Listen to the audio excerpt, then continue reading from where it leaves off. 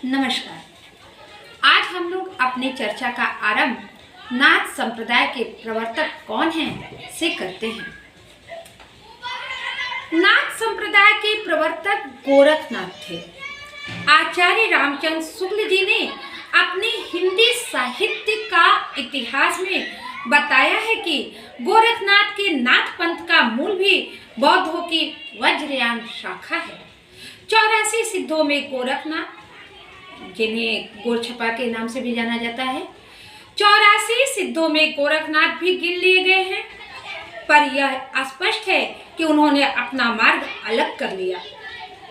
योगियों की इस हिंदू शाखा ने वज्रयानियों के अश्लील और विभत्स विधानों से अपने को अलग रखा।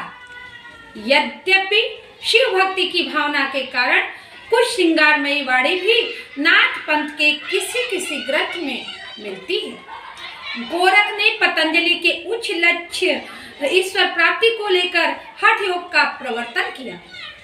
वज्रयानी सिद्धों का लीला क्षेत्र भारत का पूर्वी भाग था। गोरख ने अपने ग्रंथ का प्रचार देश के पश्चिमी भागों में अर्थात राजपुताने और पंजाब में किया। इसे फिर से हम लोग देख लेते हैं कि वज्रयानी सिद्धों का लीला क्षेत्र भारत का पूर्वी भाग था और गोरख ने अपने ग्रंथ का प्रचार देश के पश्चिमी भागों में राजपुताने और पंजाब में किया। पंजाब में नमक के पहाड़ों के बीच बालनाथ योगी का स्थान बहुत दिनों तक प्रसिद्ध रहा, जैसे कि पद्मावत में बालनाथ का टीला आया है। जिस प्रकार सिद्धों की संख्या 84 प्रसिद्ध है, उसी प्रकार नाथों की संख्या 9। अब भी लोग 9 नाथ और 84 सिद्ध कहते सुने जाते हैं। गोरख सिद्धांत संग्रह से मार्ग प्रवर्तकों के नाम गिनाए गए हैं। कौन से नाम है देखिए।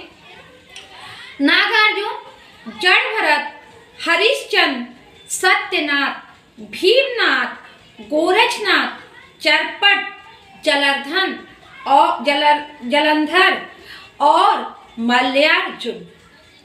इन नामों में नागार्जुन, चरपट और जलंधर सिद्धों की परंपरा में भी हैं। नागार्जुन संवत 702 प्रसिद्ध रासायनी भी थे। नाथ पंथ में रसायन की सिद्धि है। नाथ पंथ सिद्धों की परंपरा से ही छटकर निकला है, इसमें कोई संदेह नहीं। नाथ पंथ के जोगी कान की लौ में बड़े बड़े छेद करके स्फटिक के भारी भारी कुंडल पहनते हैं, इससे वे कनफटे कहलाते हैं।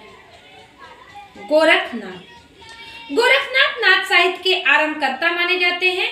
वे सिद्ध मत्स्य नाथ के शिष्य थे, किंतु उन्होंने सिद्धों के मार्ग का विरोध किया था। गोरखपंथी साहित्य के अनुसार आदिनाथ स्वयं शिव थे। उसके पश्चात मत्स्यनाथ हुए, जिनके आचरण का विरोध उनके शिष्य गोरखनाथ ने किया।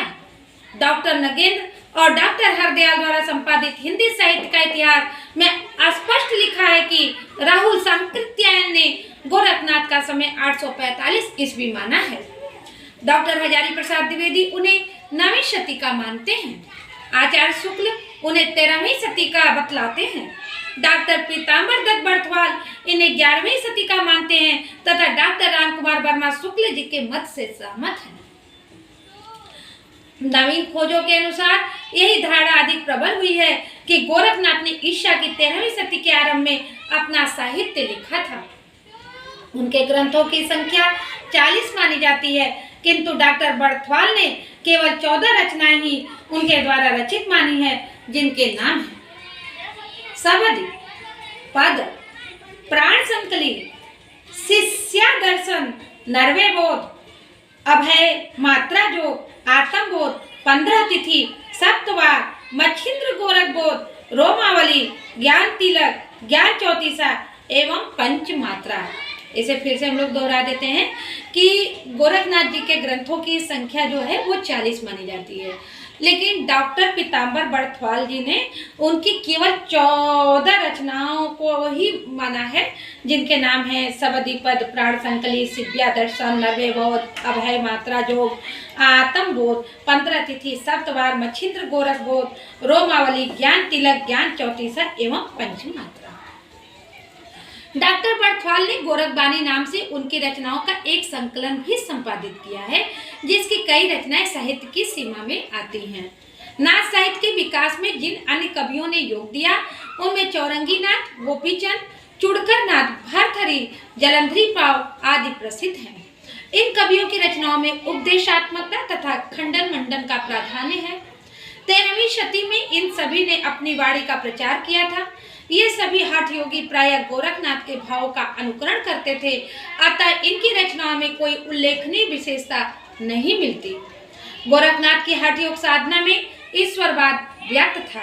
इन हठ योगियों ने भी उसका प्रचार किया, जो रहस्यवाद के रूप में प्रतिफलित हुआ और जिसका भक्ति काल में कबीर आदि ने अनुकरण किया।